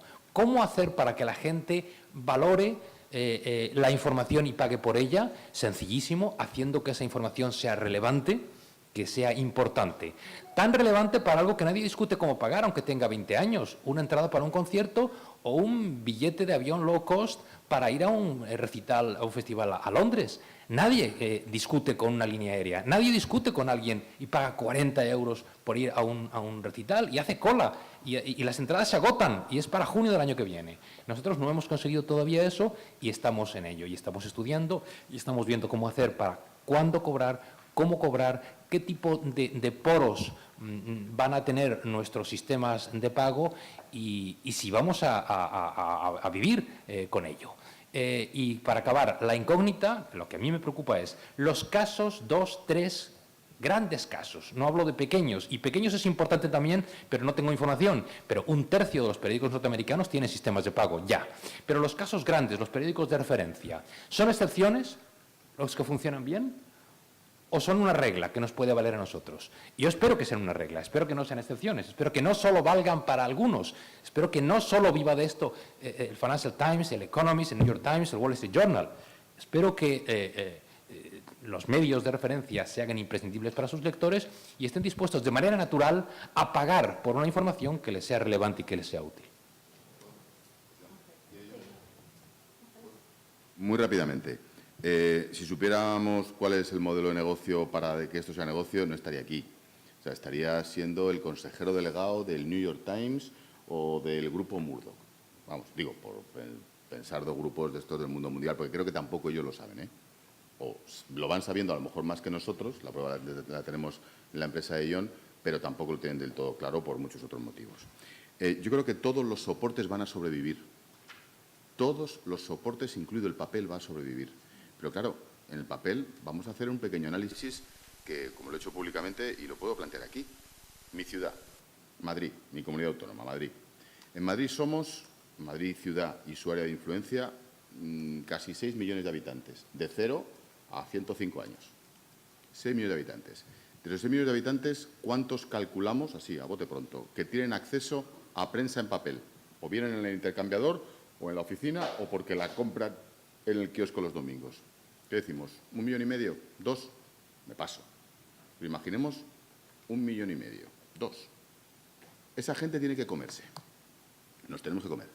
El País, El Mundo, el ABC, La Razón, La Gaceta, Expansión, 5 Días, El Economista, El As, El Marca, El 20 Minutos, más el que se compre La Vanguardia, el que se compre el Correo, el que se compre La Voz de Galicia, porque en Madrid, por suerte, tenemos de todo en de todas partes, más el que se compre el Financial Times, o The Times, o el New York Times.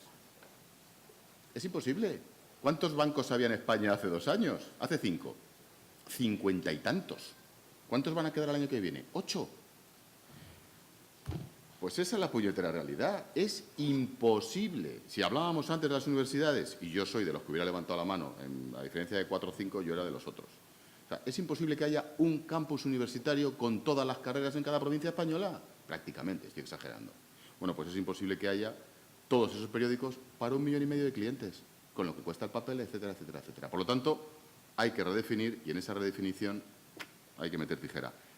La radio, ya termino, Mariola, la radio. A lo mejor es porque estoy yo ahí ahora, pero el futuro es impresionante gracias a Internet, en contra de lo que le pasa al papel. ¿Sabéis lo que supone para Paco González o Pepe Domingo que le oigan a la vez y gratis, no solo donde te llegaba el poste antes, sino que te oigan en Wisconsin y que el carrusel o el tiempo de juego, como se llame en esa emisora, se oiga y oiga a la marca Real Madrid o a la marca Barcelona gratis desde Melbourne, a la vez que antes se le oía nada más en Torrejón porque es donde llegaba, o en Logroño, que es donde te llegaba el poste de FM? Es infinita la potencia. Luego, desde el punto de vista publicitario, cuando esto mejore, a las Endesas, a Telefónica, etcétera, le va a interesar enormemente el medio radio dentro de ese modelo de negocio del que hablábamos. Luego, futuro, seguro. Y ahora me voy a pegar un palo. Hago una autocrítica tremenda a los medios de comunicación en España, todos. Y yo he sido parte de ellos, como decía antes Mariola, en todos los soportes y en todos los géneros y en todas las líneas editoriales. En el modelo de administraciones públicas española, los medios de comunicación hemos mamado de la teta absolutamente de un sistema imposible. De un sistema imposible. O sea, ¿qué medio de comunicación, y todos antes de la universidad habéis trabajado en algún medio, casi seguro, qué medio de comunicación no dependía? De la Diputación correspondiente, del Ayuntamiento correspondiente, del Gobierno regional correspondiente, del Gobierno central correspondiente, del partido político correspondiente, seamos sinceros, del Cabildo correspondiente, de la Mancomunidad correspondiente, de la Veguería correspondiente. Bueno, pues así sucesivamente. ¿Qué ocurre? Que ha petado el sistema, la quiebra del Estado de las administraciones públicas, y se ha derrumbado el 40 o el 50% de la sostenibilidad económica de los medios de comunicación. ¿Eso es malo? ¿O preferimos seguir con ese modelo? O sea, nos están cerrando ambulatorios porque no es sostenible. O se están bajando el sueldo a los profesores porque no es sostenible. ¿Y la pasta va a seguir yéndose a los medios de comunicación? Yo, como ciudadano y contribuyente, ¿qué prefiero? ¿El ambulatorio? Bueno, pues en esas estamos también. Luego, yo creo que a veces tenemos que mirarnos un poquito a nosotros mismos para saberlo, cómo hemos vivido en un sobredimensionamiento que ahora tajantemente hay que reestructurar. I think Jose and Angel have answered very well for the media. Just to focus a bit on the universities, I think there is an absolutely fascinating debate going on about what we call in Britain MOOCs, these massive open online courses. And a number of universities, I'm sure many in Spain are doing this as well, are putting up a lot of their best lecturers in video courses online. So, for example, mejores profesores en cursos online. Y entonces en iTunes he podido ver todos los cursos de Michael Sandel de la Universidad de Harvard gratis en mi iPad. Y hay empresas que están preguntándose si se puede ganar dinero. Si se combinan conferencias de una universidad o distintas universidades, se puede crear una experiencia muy rica de aprendizaje online. Y esto también pues, es interesante. Y también por motivos de coste. En Inglaterra, si vas a la universidad, ya que hay que pagar parte del coste, acabarás con 50.000 euros de deuda, que es una cantidad enorme para alguien empezando su carrera profesional. Si puedes crear un curso online que tiene la misma acreditación, la misma validación, para 1.000 euros o así, y entonces para las universidades se puede alcanzar un alumnado que normalmente no podrían ir a la universidad.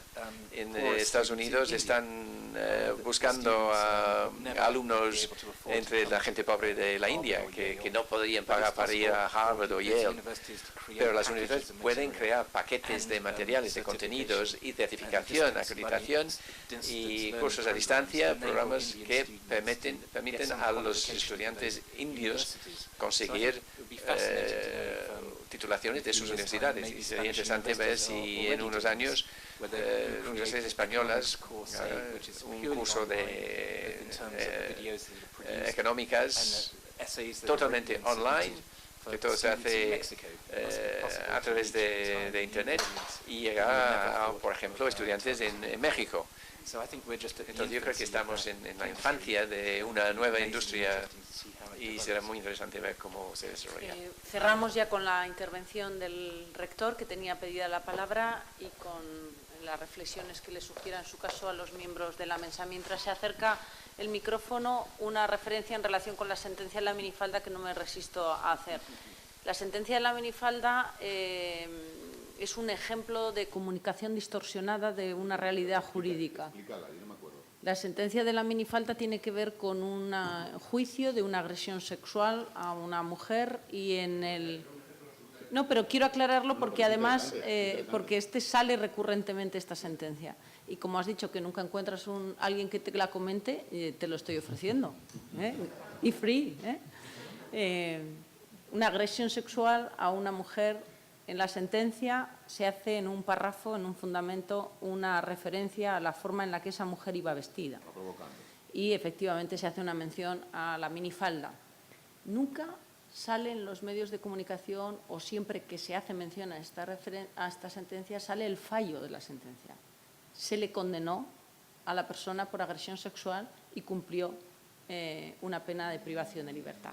Pero bueno, dicho el tema de la minifalda, ahora tiene la palabra el rector. Muchas gracias. Bueno, aunque lo he dicho antes personalmente, ahora lo hago de forma pública, agradeceros vuestra presencia en la Universidad de La Rioja y felicitaros por vuestras valiosas aportaciones. Yo, en cierta medida, lo que quería era justificar mi mano alzada en la sostenibilidad de las universidades que ha planteado Ángel. Yo quiero pensar que si no ha habido más manos levantadas es por timidez, porque si no me preocuparía. Si los jefes de gabinete o oficinas de gabinete de las universidades españolas no levantan la mano acerca de la sostenibilidad de la universidad española, es muy preocupante.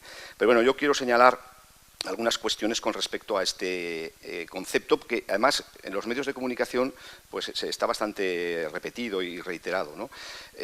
Algunas cuestiones de tipo cuantitativo y otras cualitativas. En España hay 50 universidades públicas, 49 de ámbito o gestionadas desde las autonomías y una nacional que sería la UNED. Esta cifra, aunque puede parecer una cifra abultada o importante, es muy inferior a la de otros países de nuestro entorno. De hecho, el ratio de población por universidad en España es mucho más bajo que Alemania, que Francia o que Italia, e incluso que el Reino Unido, aunque el modelo universitario es bastante diferente al continental. Por lo tanto, yo creo que no sería de recibo decir que hay muchas universidades.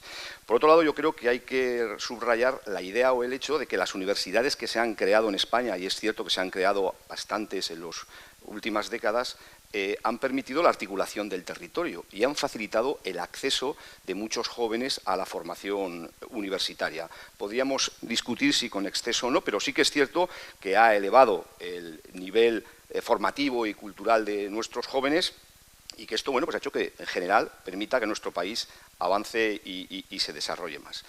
Sí que podría compartir una idea que me parece muy interesante y que en cierta medida también ha quedado marcada en las exposiciones, y es que probablemente lo que tengamos que reflexionar no tanto en el número como en los modelos universitarios. Es decir, las universidades hasta ahora se han asentado en el territorio español repitiendo el mismo modelo, y todas además con una importante carga de formación básica. Y es probable que lo que se exija ahora es una especialización, es decir, universidades que tengan algo específico que ofrecer y sean atractivas, y esto yo creo que cambiaría un poco el panorama. Tenemos un poco, por lo tanto, que huir de ese modelo único de formación básica tradicional e ir hacia cuestión. Y otra cuestión que me parece muy importante, más que plantear el exceso de universidades, es efectivamente el mapa de titulaciones.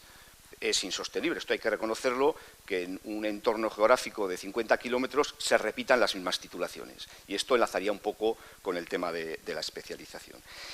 Y por último, una aportación o reflexión con respecto a lo que ha comentado José Manuel. Yo estoy totalmente de acuerdo de que las unidades de divulgación científica en las universidades son como deben ser, muy importantes. Lo has descrito perfectamente, es decir, en cuanto se ha reducido los ingresos, de lo primero que se ha eliminado son las unidades de divulgación científica. Yo creo que son muy importantes.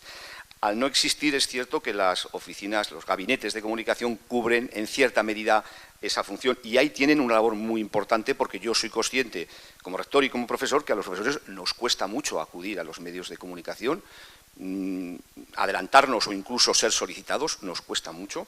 Y probablemente nos cuesta mucho, también se ha mencionado ahí, porque funcionamos con distintos tiempos, ¿no? Es decir, un profesor universitario está 40 años reflexionando y debatiendo sobre su especialidad y un medio de comunicación le exige en 30 segundos que diga algo y algo bueno. Y esto a veces genera una distorsión, ¿no? Yo sí que animaría, y ya que estamos en este contexto, a los responsables y a los trabajadores de las oficinas de comunicación de las universidades para que sean proactivos, animen, activen a los profesores para que efectivamente salgan a los medios, porque esto es muy importante. En estas jornadas se están hablando de rankings y se está hablando de reputación. Los rankings es cierto que están trabajados o enmarcados en una serie de parámetros e índices, pero hay una reputación y unos rankings que a veces no están ceñidos a esto, que son efectivamente lo que la opinión pública puede pensar de una universidad o de un profesor universitario o de la calidad de esa universidad a través del mensaje que ese profesor universitario es capaz de transmitir a través de los medios de comunicación. Y por eso yo creo que es muy importante la labor de las oficinas de comunicación. Y nada más, muchísimas gracias.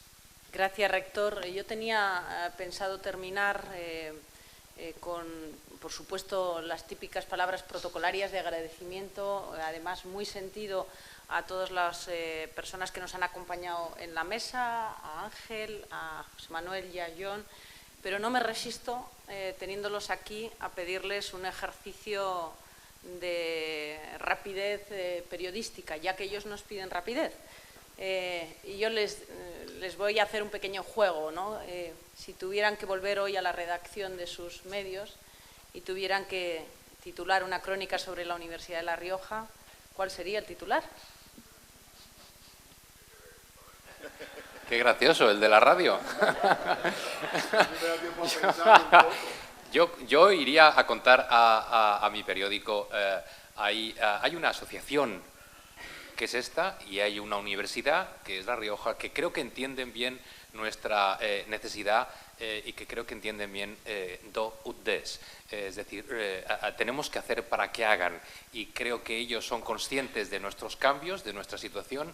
Creo que aquí hay un negocio en el que podemos ganar todos, así que vamos a darles la lata muchísimo porque da la impresión de que están deseando que les demos la lata. Yo haría una portada, haría un reportaje más o menos irónico como con el chiste del dentista, la que vamos a llevarnos bien, cogiéndole un poco más o menos, os lo sabéis, ¿no? Es decir, nosotros, porque nuestros clientes, no olvidemos el término economicista, pero es que es así, los receptores que se decía en el manual de teoría de la información ya son clientes de la información. Nuestros clientes reclaman expertos. Luego nosotros tenemos que dar al cliente lo que nos reclama desde un punto de vista periodístico y de ética periodística. Pero es que a vosotros, que tenéis esos expertos, lo que os interesa por marca, por promoción, por competencia y por daros a conocer es que sacar a la palestra a través de los medios a los mejores expertos posibles. Conclusión, a que vamos a llevarnos bien. Pues ya está. Sí, estos son unos titulares muy largos. Yo soy periodista economista, entonces universidades españolas están persiguiendo el nuevo camino al crecimiento. Son auténticos líderes de opinión, son rápidos, responden a las demandas improvisadas de forma muy creativa y yo creo que tenemos que quedarnos todos con esa oferta que se nos ha hecho, ¿no? Y queremos también a los líderes de opinión demostrarles que el sistema universitario español, y en este caso, permitidme, la Universidad de La Rioja, es capaz de dar respuestas a la sociedad que los demanda. Gracias a todos y continúa esto después de un café que tienen ya preparado la organización. Gracias.